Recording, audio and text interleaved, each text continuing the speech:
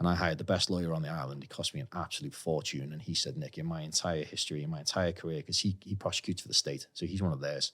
And he said, in 30 odd years of doing this job at the top level, he said, I've never seen anything like this. He said his exact words were, you've pissed somebody off high up. He's like, and that's all I can say.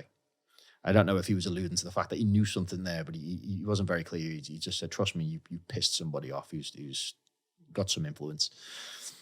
So that was a really tough time, and that was a massive fall from grace, because I couldn't counter the narrative that the press were pushing, which was taking everything completely out of context, and I was nowhere to be seen. Like I couldn't share my side of the story. I couldn't. Yeah. It wasn't until I got out that I could say, right, look, I'm going to publish my court documents now, and everybody's going to see the truth.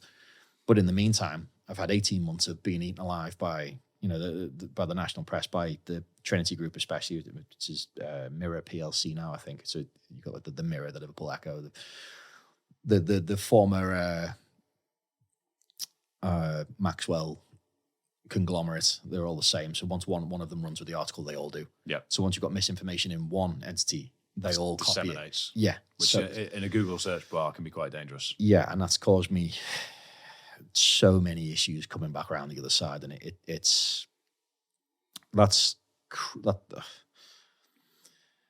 to say it's hamstrung my life would probably be an understatement. It has crippled my progression moving forward, because it as you say, it is a simple Google, and you come up with terms like money laundering with my name attached to it, and I've never been charged with money laundering my entire life. And it wasn't until I got out that I could publish my actual court documents. I was like, look, I've never been charged for this in my entire life. This is complete slander. But if you're a bank, or you're a commercial bank, or you're a commercial lender, or you have a property portfolio, and I'm looking to acquire a building to put a gym in there, you just Google my name and straight away you get them words.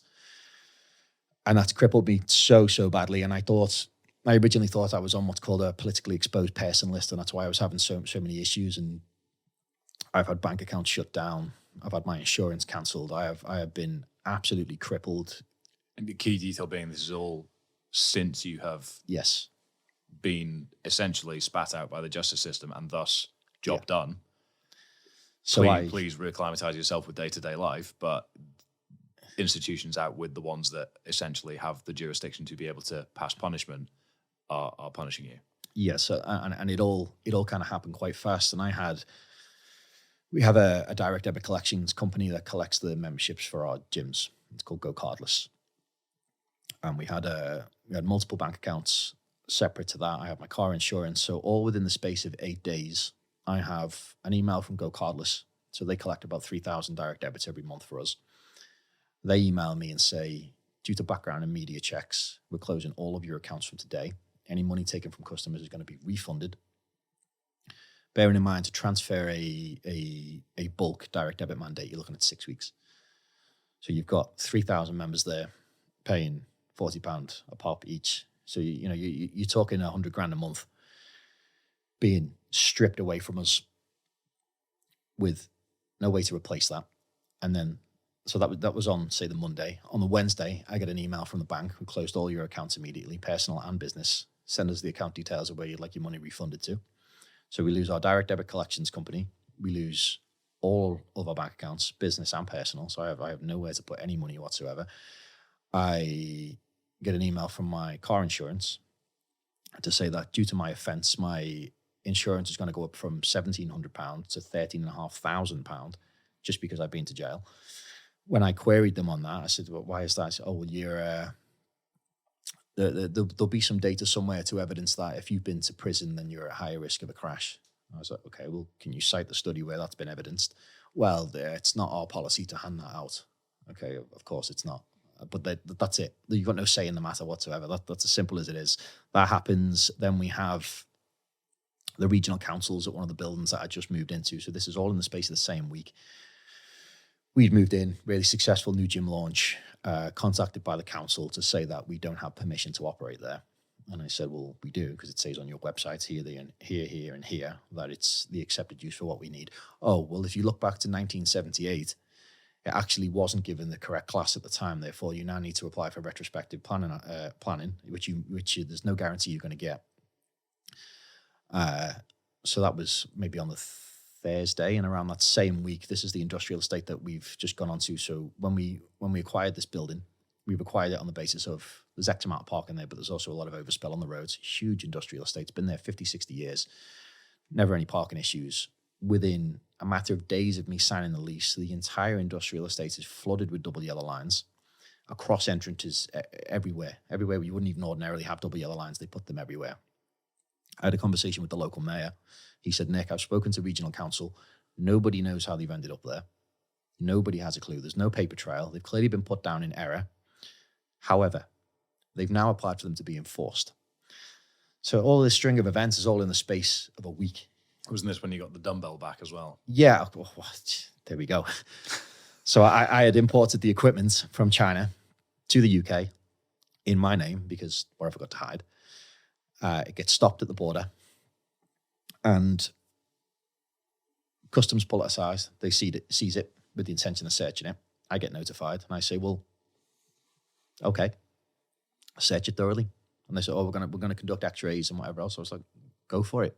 I don't know what you're expecting to find. Like, I put it in my name for a reason. If I was going to import a container full of drugs, you think I put it in my name and import it into Liverpool? But I said, look, go for it. Go nuts. Do whatever you need to do. So they keep the containers for 3 weeks.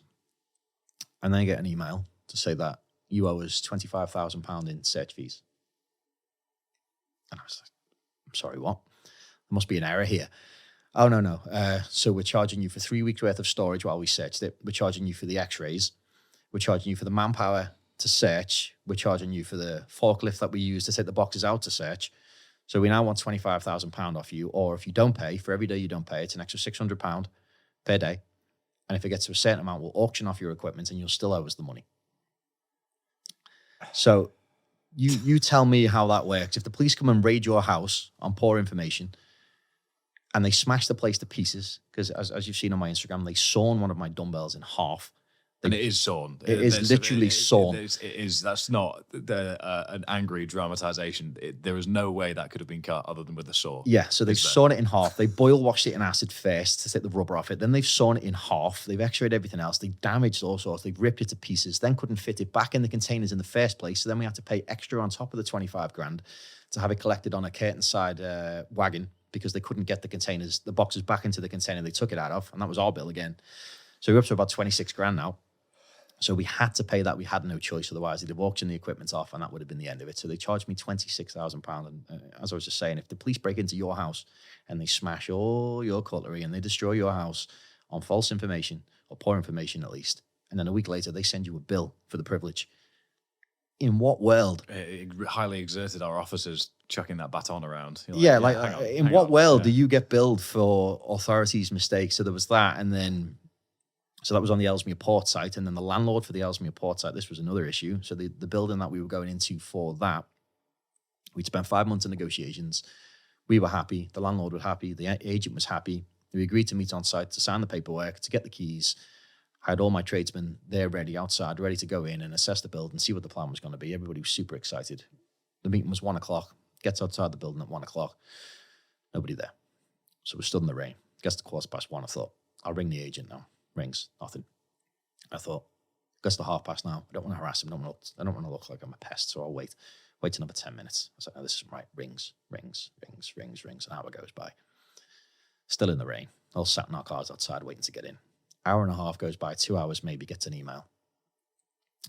Hi, Nick. Regret to inform you that the freeholder, the bank that provides the mortgage for the freeholder, who then gives the lease to the property owner, who's then going to give the lease to you, has decided they don't want to do business with somebody like you. That is the end of it. There'll be no further negotiations. We apologize for wasting your time. That is it. And what had happened was, and this again goes back to the financial institution completely icing me out, is that we as the tenant, we deal with the agent. The agent deals with the solicitor and the landlord. The landlord has to deal with the freeholder who owns the land. The freeholder has to deal with the bank who provides the mortgage to buy the land in the first place. Everybody up this chain was happy. It got to the bank that provides the mortgage to the freeholder, and they've gone, oh, not this guy. So we'd spent 5 months negotiating. Everybody was happy, and then the bank have gone, not a chance. It's amazing it even got there. I can't imagine that information ever really filtered up as far as that level of... Yeah. So we have multiple issues there. The direct debit collections company shutting us down, which had I not kicked up a fuss on social media, they'd have stuck to that and we'd have been screwed, absolutely screwed, because we'd have had no money for 2-3 months. So you're talking $250,000 plus out. Jobs, communities. Jobs, you've got wages to pay, you've got landlords to pay, you've got everything. They're not going to, they don't care that you've had a direct debit collections company stop. But even when we solved the direct debit mandate issue, we then had no bank account to put the money in.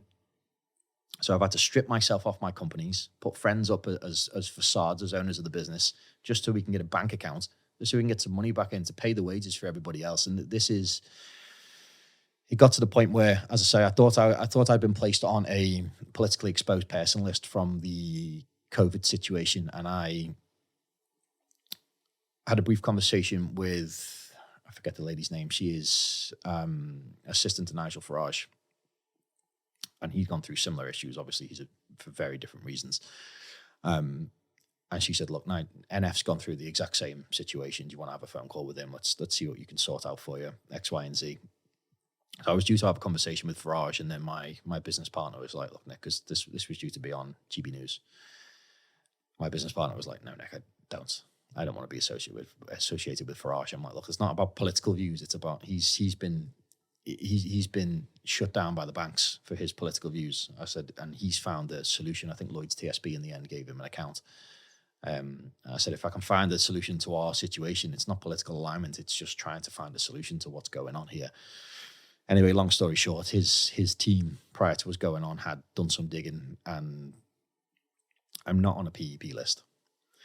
So that was enough for me to say, well, there's probably no reason for me to have this conversation. And if it's going to upset my business partner, then all right, let's not do it. So it didn't end up going through with the appearance in the end. But it turns out I'm not on a PEP list. I'm not on any money laundering list, anything even close to that. It is quite literally just because of Google.